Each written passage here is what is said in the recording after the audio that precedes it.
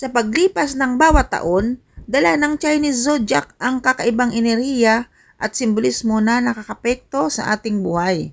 Pagsapit ng Pebrero 17, 2026, magsisimula ang Year of the Fire Horse, isang taon na kilala sa bilis, tapang at matinding sigla. Ang kabayo sa kulturang Chino ay sumasagisag sa kalayaan, pakikipagsapalaran at determinasyon.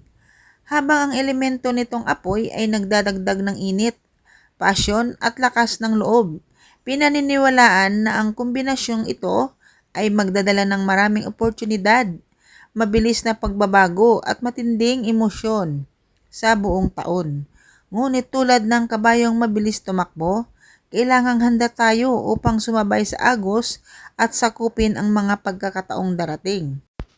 Mga ka-Clover, paghandaan natin ang taong 2026 ng Fire Horse. Narito ang imahe na kumakatawan sa taong kabayo or horse para sa 2026. Kasama ang tamang elemento mula sa Chino, Vietnamese na sistema. Ang 2026 ay ang Year of the Fire Horse sa Chinese Zodiac. Simula sa Pebrero 17, 2026 hanggang Pebrero 5, 2027. Kung itatanong nyo kung meron na ba, ang ibig sabihin nagsisimula na ba ang ating Fire Horse itong 2026. Hindi pa ito nagsisimula sa kasalukuyan. 2025 pa tayo, no? Pero malapit na po. Kaya maghanda na po tayo sa paparating na 2026. Nasa daan pa lang ang 2026. Kaya hindi pa aktibong taon ng kabayo. Pero nasa balangkas na ito at malapit na. Ang mga detalye tungkol sa taong kabayo sa 2026. Simbolo. Ano ang simbolo ng ating Fire Horse? Sumisimbolo sa kalayaan, enerhiya, katapangan at paggalaw. Ang elemento naman ay fire. Nagbibigay ng dagdag na init, tatag ng loob at siglang emosyonal at mapanlikha. Narito ang mga katangian ng taon na ito sa ating Fire Horse. Masigla, puno ng galak, bagong simula na may kasamang impulsiveness. Magandang panahon para sa pagbabago, pag-ambisyon at pagtatagumpay. Sa taong 2026, Year of the Fire Horse, sugod ito mula sa Pebrero 17, 2026 hanggang Pebrero 5, 2027. Paano nakakaapekto sa ibang zodiac signs? Ganito ang epekto ng Year of the Fire Horse 2026 sa iba't ibang Chinese zodiac signs batay sa tradisyonal na astrolohiya at feng shui. Number 1, ang rat or daga. Ang epekto, medyo challenging ang taon para sa rat dahil mabilis ang takbo ng Fire Horse at maaring mahirapan ng daga na makasabay. Maaring lumitaw ang stress sa trabaho at relasyon.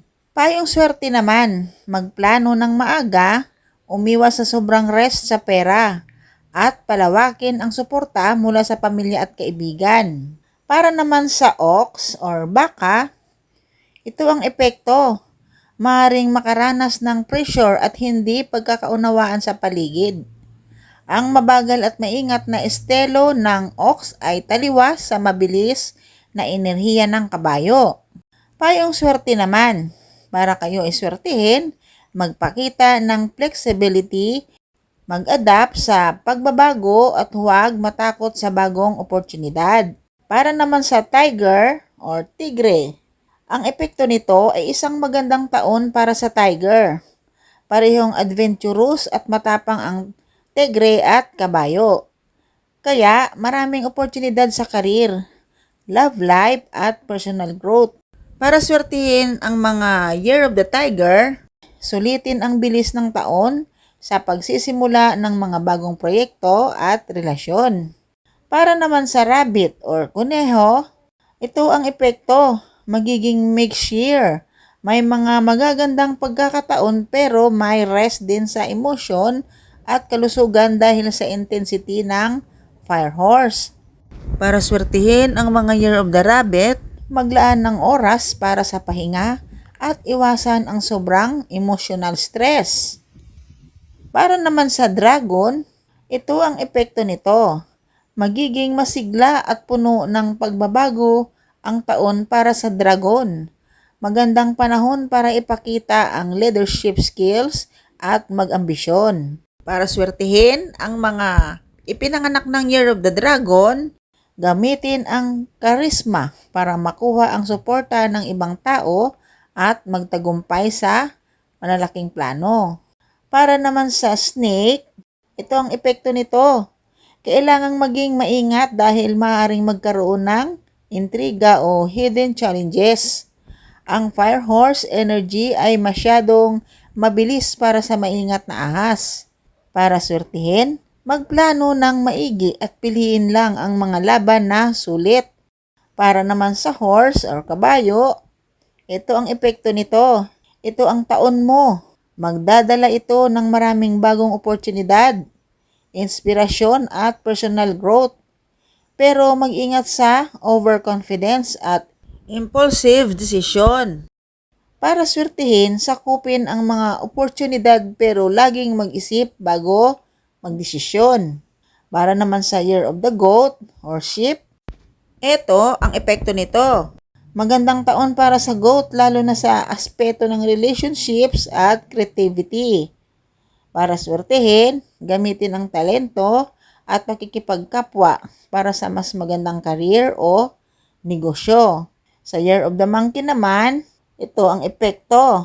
Magiging exciting at puno ng adventures ang taon para sa monkey.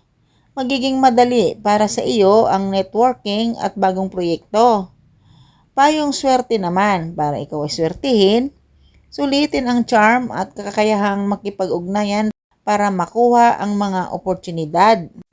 At para naman sa taong roster, simulan ang bagong healthy habits bago maging abala sa 2026. At sa Year of the Pig naman, iwasan ang impulsive buying at mag-ipon para sa kinabukasan.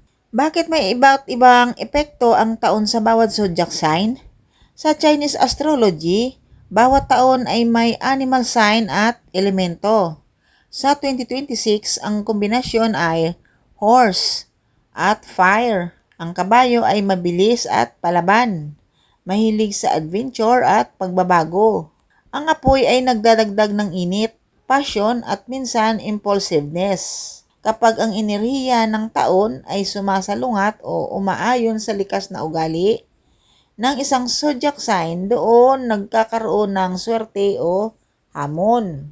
Sa pagtatapos ng 2025, dapat ay may matatag kang pundasyon, pera, plano at relasyon para pagdating ng mabilis na enerhiya ng Fire Horse sa 2026, makakasabay ka at makakakuha ng swerte. Kaya naman, sa bawat pag-ikot ng taon sa Chinese Zodiac, dala nito ang kakaibang enerhiya na maaaring magbukas ng bagong pintuan o magbigay ng mahalagang aral. Ang 2026 bilang Year of the Fire Horse ay magdadala ng bilis, tapang at matinding sigla. Ngunit ang susi sa pagyakap sa swerte ay hindi lamang nakasalalay sa kapalaran ng taon. Nasa kahandaan din natin ito. Sa pamamagitan ng maingat na paghahanda sa 2025, pagpapalakas ng ating sarili at pagiging bukas sa pagbabago, mas malaki ang tsansang maangkin natin ang mga biyayang dala ng kabayong nag-aalab sa enerhiya. Tandaan, ang swerte ay para sa handa at handang sumabay sa agos ng pagbabago. Ang taong 2025 ay parang pintuan ng bagong cycle bago ang mas masiglang Year of the Fire Snake. Kapag alam mo kung ano ang dapat mong samantalahin ngayon, mas magiging handa ka sa mga hamon at biyayang naghihintay sa susunod na taon. Mahalaga ang paghahanda sa hamon ng bawat taon dahil para itong pagtatanim bago anihin. Kung alam mo kung anong uri ng panahon at lupa ang haharapin mo, mas mapapaganda mo ang bunga. Sa konteksto ng Chinese Zodiac at Feng Shui, may ilang dahilan kung bakit napakahalaga nito. Makakaiwas tayo sa malas at kahirapan. Dahil kapag alam mo ang mga posibleng babala sa taon, Maiiwasan mo ang mga aksyon na magdadala ng problema tulad ng maling investments, toxic partnerships o sobrang gastos. Dahil ang paghahanda sa hamon ng bawat taon ay parang pagdadala ng payong bago umulan. Hindi mo mapipigilan ang panahon, pero mapoprotektahan mo ang sarili mo at masusulit ang magandang araw.